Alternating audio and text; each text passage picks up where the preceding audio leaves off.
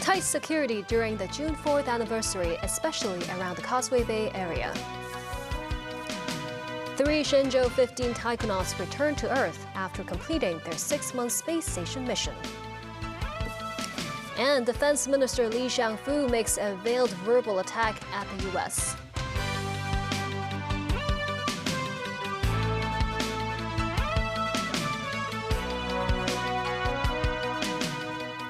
Good evening, and thanks for joining us.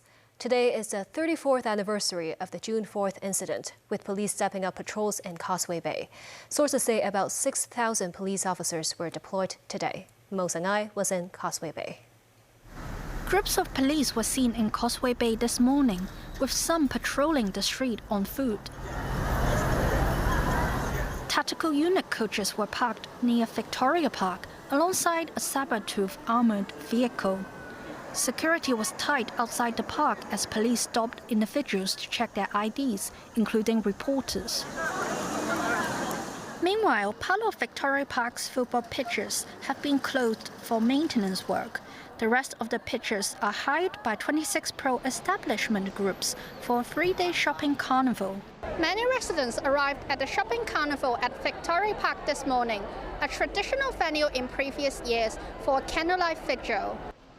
While no candlelight vigil will be held at the park this year, a person held up a sign outside Sogo in the afternoon. Police then pulled him aside for investigation before taking him away. Some residents were stopped by the police and had their bags searched. Some were brought to the police vehicle. On Saturday, on the eve of the June 4th anniversary, 4 people were arrested in Causeway Bay, including a Taiwanese postgraduate student, while 4 others were taken in for investigation. Police said 4 were arrested on suspicion of disrupting order in public places and acts with seditious intent. However, speaking after a radio program today, Executive Councillor Ronnie Tong believes residents still have the right to commemorate June 4th. I'm not going to give up any advice as to what people ought or ought not do.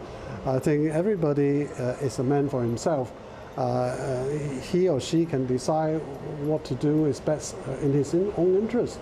Hong Kong is a free place, provided you don't infringe the law. You can do almost anything which will not be harmful to the community at large. So I would simply say, be yourself and do what the law allows you to do. Tong nonetheless added people should not gather together and mourn the anniversary in an organized way to avoid misconceptions that could lead to violations of the law. Mo Sang-ai, TVB News. A 39-year-old man is on a holding charge of 2 counts of murder in relation to the stabbing deaths of 2 women. He will appear at the Kwun Tong Magistrates Court for mention tomorrow morning. Plaza Hollywood in Diamond Hill, where the killings took place, continues to be on high alert. Police officers on standby around the mall's entrances. Plainclothes officers also patrolled inside the shopping center. Some citizens visited the site of the double murder and paid floral tributes to the victims. Shops nearby, meanwhile, resumed operations. Despite the fact that the 6th wave of the pandemic is at its peak, infectious disease specialist Ivan Hung believes it's unnecessary to wear masks outdoors. The professor of medicine at the University of Hong Kong also explained the effectiveness of vaccines. Veronica Lin reports. Despite the hot weather that has been recorded numerous times in the city in recent days, some residents still choose to wear masks on the street. Clinical Professor Ivan Hung said on TVB's On the Record program that mask wearing isn't always necessary, especially for kids. For children, we don't recommend wearing masks as well, because currently the flu season is past, and also the COVID season is also past. And if you wear a mask, that will be an obstruction to learning, especially in languages. So we don't recommend children to wear masks at school. XBB variants have begun to circulate around the world. Hung is confident that an XBB-targeted 3rd-generation monovalent vaccine will be released soon. But are scientists really fast enough to catch up with the latest strains before they mutate into something else? As recommended by the WHO, many of the different platforms will be producing the so-called monovalent XBB vaccine very soon. So they are actually, catching up with the emergence of these variants. And so we expect, the latest version probably to come out, the XBB version to come out for both the inactivated and the mRNA vaccine platform later this year. And it's likely that it's going to be effective against the circulating variants. Based on the latest numbers from the hospital authority and Queen Mary Hospital, Hung said this wave of COVID is likely to last for another 2 to 3 weeks before the daily infections start to dip. He also said it's possible for a new wave to emerge biannually, but its severity will gradually reduce as herd immunity is achieved. Veronica Lin, TVB News. The Shenzhou 15 crew returned to Earth this morning after fulfilling a 6-month mission and completing an in-orbit crew rotation with their Shenzhou 16 colleagues in space. The return capsule of the Shenzhou 15 manned spaceship carrying taikonauts Fei Junlong, Deng Qingming, and Zhang Lu touched down at the Dongfeng landing site in Inner Mongolia. Nasri Karim has more. As the Shenzhou 15 crew's re-entry capsule hurtled towards Earth, the reassuring voice of Mission Commander Fei Junlong. The crew members are feeling good, he said. Copy that, Mission Control responded. And with that, crew members of the Shenzhou 15 spaceship returned to Earth after a 6-month stint on the Tiangong space station, where they were replaced by a 3-man crew from the recent Shenzhou 16 launch. The re-entry capsule, swaying gently from a red and white spiral parachute, sent a puff of dust swirling into the desert air after touching down at the Dongfeng landing site in Inner Mongolia. Mission Control personnel applauded after taikonauts Fei, Deng Qingming and Zhang Lu signaled that they were all fine. They started their return journey when their craft separated from the orbital module at 9:21 p.m. on Saturday night. Officials described the mission as a complete success. China is in the final stages of completing its low-orbit space station, which would have a lifespan of 10 years. Beijing is building its own orbital module after being excluded from the International Space Station on United States concerns that the Chinese space program was linked to the army. Commander Fei, a 58-year-old former military pilot, was the first to emerge from the capsule. I'm home, said Fei. I would like to report to the people of the motherland that we, the Shenzhou 15 crew members, have completed all in-orbit work and missions and has now returned to the motherland. We are feeling good. The 3 taikonauts will be taken to Beijing as they start the process of readapting to Earth conditions and eating normal food again. Shenzhou 15 blasted off from Earth on November 29th last year on a historic mission to perform China's first ever in-orbit crew rotation with the Shenzhou 14 taikonauts. After bidding farewell to their Shenzhou 14 colleagues, the Shenzhou 15 crew performed 4 extravehicular activities and set a domestic record for spacewalks. Nasri Karim, TVB News.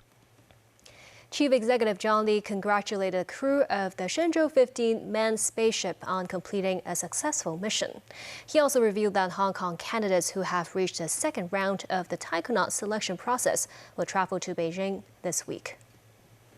Lee posted a message on his social media page expressing his utmost respect and sending warm wishes to the team behind the space mission. He said it was a historic moment after the crew set a new record for Chinese astronauts in completing 4 extravehicular activities while in space. Lee added that he was immensely proud of the country's accomplishments. He also revealed that a dozen or so Hong Kong candidates have passed the first round of trials, will go through another selection process in Beijing soon, in the hope of contributing to China's space endeavors. Defense Minister Li Shangfu has issued a veiled verbal attack at the United States at the Shangri-La Dialogue Security Conference in Singapore. He accused the U.S. of double standards, but did suggest there could be dialogue between the countries soon. This came after the U.S. along with Canada staged a joint sailing mission through the Taiwan Strait. David Garrett reports. A large, expectant audience as China's defence minister speaks in Singapore. US Secretary of Defence Lloyd Austin blamed China for refusing to have a direct conversation in his speech at the Shangri-La Dialogue. Now, Li Shangfu had the floor. Li has only been Defence Minister for 3 months. This was his first major speech to an international audience. The general in his military uniform saluted as he approached the podium. He began by appearing to criticise US policy without naming them directly. We practice multilateralism and pursue win-win cooperation. Some country, however, takes a selective approach to rules and international laws. As the lyrics of a well-known Chinese song goes, when friends visit us, we welcome them with fine wine. When jackals or wolves come, we will face them with shotguns. Li says China is committed to peace, but was more aggressive as he talked about Taiwan, which he said is the core of our core interests. We will strive for the prospect of peaceful reunification with utmost sincerity and greatest efforts, but we make no promise to renounce the use of force. If anyone dares to separate Taiwan from China, the Chinese military will not hesitate for a second. We will fear no opponents and resolutely safeguard national sovereignty and territorial integrity, regardless of any cost. On Saturday, a US-guided missile destroyer and a Canadian frigate were intercepted by a Chinese warship between Taiwan and the Chinese mainland. The Chinese vessel overtook the American ship and veered across it at a distance of about 140 metres. This has further strained the fragile relationships between the two powers. China and the US have different systems and are different in many other ways. However, this should not keep the two sides from seeking common ground and common interests to grow bilateral ties and deepen cooperation. The defence minister said conflict with the United States would be an unbearable disaster. Li shook his US counterpart's hand on Friday, but they did not have direct talks. Li did, though, meet with the defence ministers of Japan and South Korea. It was the first meeting between defence leaders of Japan and China for a year. David Garrett, TVB News. U.S. President Joe Biden has signed a bill that suspends the U.S. government's $31.4 trillion debt ceiling. The move averts what would have been a default that shattered the American economy and rippled around the world. The signing, which was close to the press, marked a low-key ending to a drawn-out saga that had occupied Washington for months. The House of Representatives and the Senate passed the legislation over the past few days after Biden and House Speaker Kevin McCarthy reached agreement following tough negotiations. The final agreement suspends the debt limit until 2025 and restricts government spending. Still ahead, Turkish President Recep Tayyip Erdogan sworn into office for a third term.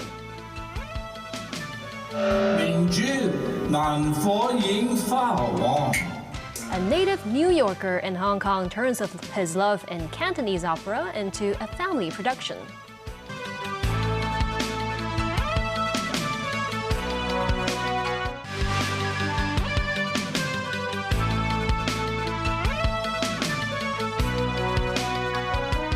Welcome back. Turkish President Recep Tayyip Erdogan has been sworn into office for a third term following his runoff election win last week, signaling that he might be reconsidering a return to more conventional economics. He reappointed Mehmet Şimşek to the cabinet as Treasury and Finance Minister. Turkey has been out of favor with financial markets for pursuing rate-cutting policies that saw inflation spike to 85% last October. Matthew Bray reports. Recep Tayyip Erdogan, now 69, is set to lead Turkey for another 5 years. After the runoff win last week against an opposition candidate, Erdogan offered a conciliatory tone, calling on Turks to set aside their differences and focus on the future. Dozens of foreign dignitaries attended the inauguration at the presidential complex in Ankara, including NATO chief Jens Stoltenberg and the Venezuelan leader Nicolas Maduro. We will embrace all 85 million people, regardless of their political views, origins or creeds. During the 21 years of our rule, we have always maintained this sensitivity, said Erdogan. He has been accused of taking Turkey backwards in the democratic sense, but he is likely to survive or fall on whether he can rescue the Turkish economy from 44% inflation and a currency that can't stop falling. Prior to announcing his new cabinet, Erdogan visited the mausoleum of Mustafa Kemal Ataturk, founder of the modern secular republic, and vowed to protect Turkey's independence. In his new cabinet, Erdogan resurrects the career of Mehmet Şimşek, a former finance minister, deputy prime minister and Merrill Lynch banker. It could pave the way for interest rate rises in the coming months, a U-turn from Erdogan's hands-on approach of slashing rates despite runaway inflation. How much rope Şimşek gets is not clear. The Turkish lira has lost 90% of its value in a decade, and it will need Erdogan to step back from trying to intervene in economic policy making. Also in are Sevde Yilmaz, another orthodox economic manager, as vice president, and a former head of intelligence, Hakan Fidan, as foreign minister, replacing Mevlut Cavusoglu. Other issues for the new government are its tricky relationship with NATO, the repatriation of millions of Syrians, and rebuilding the south after the February earthquake that killed 50,000. Matthew Bray, TVB News. Initial investigations into the worst train disaster in India in decades show it was probably caused by an electronic signaling failure. A passenger train was involved in a collision with a goods wagon and derailed. The collision flipped coaches of the passenger train onto another track. That was hit by another passenger train coming from the opposite direction, causing coaches of that train to also derail. This is the scene at the crash site nearly 48 hours on from the disaster. Rescuers have little hope of finding people alive in the mangled wreckage. Many dead bodies are being removed and taken to morgues. More than 300 people were killed and nearly 1,000 were injured. First reports say the Coromandel Express was given the signal to enter the main track, but the signal was later taken off. Instead, the train then entered the wrong line, crashing into a goods vehicle. Prime Minister Narendra Modi has visited the scene of devastation. He's vowed to find anyone who is accountable. It's no longer just the Chinese who get to enjoy and even perform Cantonese opera. A native New Yorker in Hong Kong found his love in the Southern Chinese tradition and turned his passion into popular stage productions. Take a look.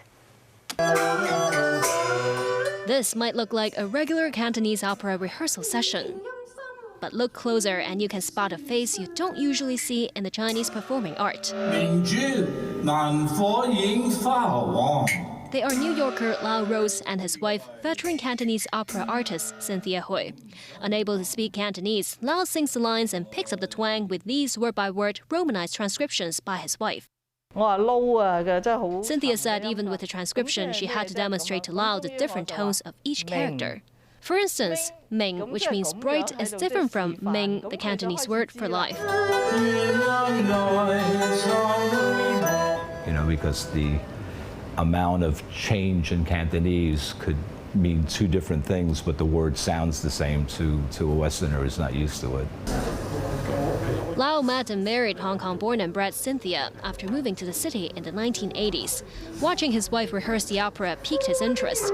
He started learning the Cantonese performing art, which became a pursuit that lasted more than a decade. I started asking a lot of questions. Were the costumes the type of clothes that they did wear, the history of Cantonese opera. And the show is on. Every show is sold out. We had flyers about the next show we were doing, and boom, the full house again. People like to come and see the unusual Westerner who's performing.